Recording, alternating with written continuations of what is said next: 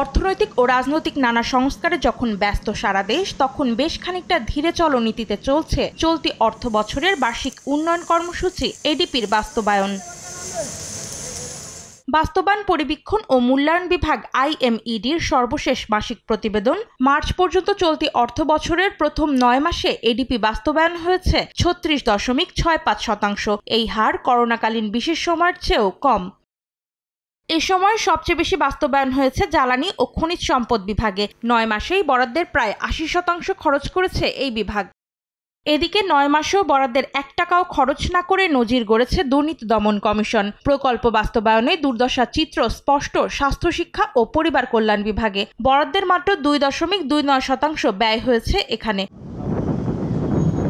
অর্থনীতিবিদরা বলছেন, প্রকল্পগুলোকে দুর্নীতি, স্বজনপ্রীতি ও রাজনৈতিক প্রভাবমুক্ত রাখতেই বাস্তবায়নে দেখা দিয়েছে এমন বেহাল দশা। অর্থের অপচয়, দুর্নীতি এবং অর্থ পাচার, তো সেই বিষয়গুলো কঠোরভাবে বন্ধ করা হবে।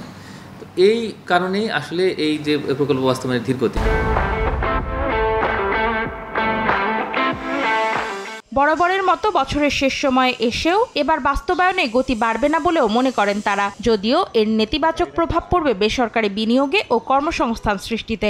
এডিপি বাস্তবায়ন করলে সেক্ষেত্রে কিন্তু অনেক কর্মসংস্থান হয় এবং যে অবকাঠামোগুলো তৈরি হয় সেটা কিন্তু প্রাইভেট সেক্টর সাপ্লাই করবে না। প্রত্যেকটা জায়গায় কিন্তু সরকারি আসলে সাপ্লাই দেবে। তো এই যে একটা বড় ক্যাপিটাল গুডের সাপ্লাই দেওয়া, তো সেটা যদি সীমিত হয়ে যায় তাহলে সেক্ষেত্রে কিন্তু বেসরকারি যে বিনিয়োগ সেটাও কিন্তু অনেকটাই সীমিত হবে। চলতি অর্থ বছরে ১,৪৬৩টি প্রকল্প বাস্তবায়নে মূল এডিপিতে বরাদ্দ দেওয়া হয়েছে প্রায় ২,২৬,১৬৫ কোটি টাকা। অন্তরা সেন, সময় সংবাদ, ঢাকা।